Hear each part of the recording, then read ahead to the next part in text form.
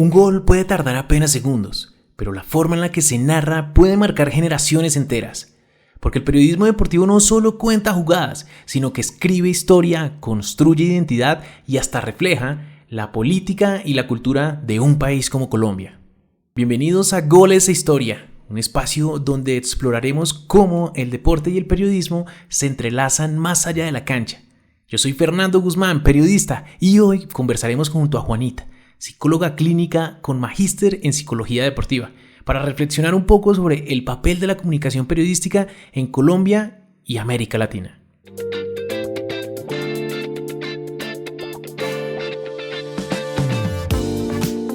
El periodismo deportivo en Colombia nace en la radio de mediados del siglo XX, tras el asesinato de Jorge Eliezer Gaitán en 1948. El país estaba marcado por la violencia política, claramente. En ese contexto, la radio deportiva fue un refugio emocional. En 1951, la primera vuelta a Colombia en bicicleta fue narrada por la radio y se transformó rápidamente en un símbolo de unidad nacional. Algo parecido a lo que sucedía en Argentina con el fútbol, en Uruguay con el Mundial de 1930 o en México con el béisbol y el boxeo. El deporte narrado era identidad y resistencia. Juanita, como psicóloga deportiva, cuéntanos qué impacto puede tener para la gente encontrar esperanza en esas narraciones en medio de un contexto de violencia y dolor. Las narraciones deportivas tienen un poder único en medio, digamos, como de la violencia o del dolor. Esto pues va a generar un poco de esperanza y pues obviamente de unión. Un gol o una medalla se va a convertir en un símbolo de resiliencia colectiva y no solo va a impactar al espectador, sino también va a impactar al deportista, que siente que representa algo mucho más grande que su propio rendimiento. Con la televisión, los periodistas dejaron de ser solo voces para convertirse en rostros. Figuras como Edgar Perea, William Vinasco y Carlos Antonio Vélez marcaron una época. Y luego, con el Mundial de Italia 90, el deporte narrado fue mucho más que fútbol. Fue un relato de país en medio del narcotráfico y la violencia. Más tarde llegó el Internet y con él 3 cambios fundamentales.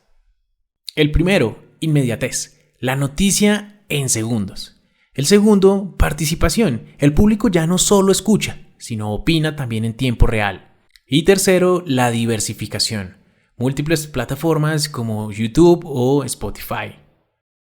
Bueno, Juanita, cuéntanos un poco desde tu mirada profesional y personal qué riesgos y ventajas tiene la transformación digital en la forma en que hoy se consumen las narraciones deportivas. Bueno, la digitalización acercó al deporte a todos, ¿sí? Hay más acceso, más interacciones y muchas más conexiones. Pero como todo, trae pues sus cosas malas, que es pues la inmediatez, que va a traer riesgos hacia el deportista. Entonces, obviamente va a priorizar lo que es viral y muchas veces la crítica es muy hostil hacia los jugadores. Eso pues va a exponer, 1, su imagen y 2, la salud mental a una presión constante. Por eso la responsabilidad en la forma en que narra es muy clave para pues poder llegar a tener una empatía más hacia el deportista. En comunicación periodística hay una diferencia clave. Informar es dar hechos, interpretar es darle sentido. En Colombia, esa diferencia fue decisiva en los 90. Los periodistas no podían limitarse a narrar goles cuando el narcotráfico estaba financiando equipos y poniendo a los jugadores en riesgo. El periodismo deportivo muchas veces interpretó y contextualizó mejor que el político. Juanita, de nuevo, ¿cómo ves desde tu campo el efecto que puede tener en la audiencia cuando el periodista no solo informa, sino que interpreta y genera reflexión alrededor del deporte? Sí, totalmente de acuerdo. La narración deportiva son memorias colectivas, ¿sí? Un triunfo no es solo un resultado, es un orgullo nacional. Y pues nosotros desde la psicología deportiva vemos que eso va a fortalecer el sentimiento de pertenencia y coherencia a la sociedad, ¿sí? Obviamente el deporte se convierte en un lenguaje común que nos une más allá de pues, las diferencias que tenemos. Narraciones como la victoria de Lucho Herrera en la Vuelta a España de 1987 o la clasificación de Colombia al Mundial de 1990 trascendieron lo deportivo. Fueron relatos de identidad e incluso de orgullo nacional. Aquí vienen los de se desbarató esto. Debe llegar. Paso a la victoria. Cruza el norte. En Alfonso Gutiérrez. En el líder. Cruz Herrera, campeón. Campeón de la vuelta. ¡Qué grande! ¡Qué aletazo tremendo! ¡Qué grande es el mundo! ¡Frente a mi garganta batida! Aquí en el Paseo de la Castellana. ¡Me metí en el llanto! En Latinoamérica también sucedió. Brasil con sus títulos de fútbol, Argentina con el Mundial del 78 y Chile transmitiendo partidos incluso en una dictadura. El periodismo deportivo, más que entretenimiento, construyó o ha venido construyendo tejido social y memoria colectiva. Hablemos un poco sobre eso. ¿Crees que estas narraciones colectivas ayudan a fortalecer la identidad cultural del país? Mira, en programas como F90, F360, todo lo que pasan por ESPN o por Win, muchas veces el periodismo analiza al deportista como si fuera una máquina y no como una persona.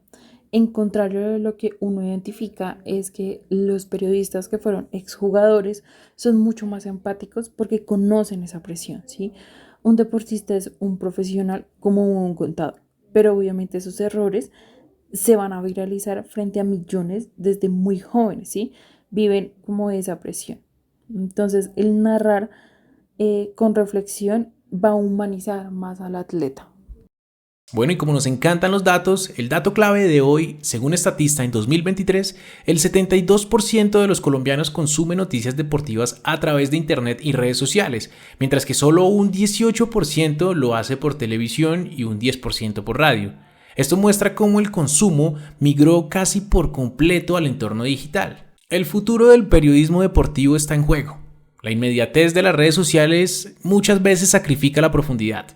En ese orden de ideas, Juanita, cuéntanos, ¿qué debería priorizar el periodismo deportivo del futuro? ¿La rapidez de la noticia o más bien la profundidad de la interpretación?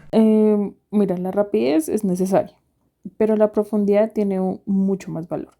Una noticia rápida va a informar, pero una narración profunda va a transformar, porque muestra lo que hay detrás. Va a demostrar un esfuerzo, disciplina y la parte mental. El periodismo deportivo debería buscar ese equilibrio para que el deporte nos enseñe como sociedad. En este episodio vimos que el periodismo deportivo ha sido refugio, ha sido un espejo y también ha sido identidad del país. Nos ha enseñado que detrás de cada gol hay un relato social, hay cultura y hay política. Gracias a Juanita por acompañarnos hoy y a ustedes por escucharnos. Esto fue Goles de Historia, donde los goles también se cuentan con palabras.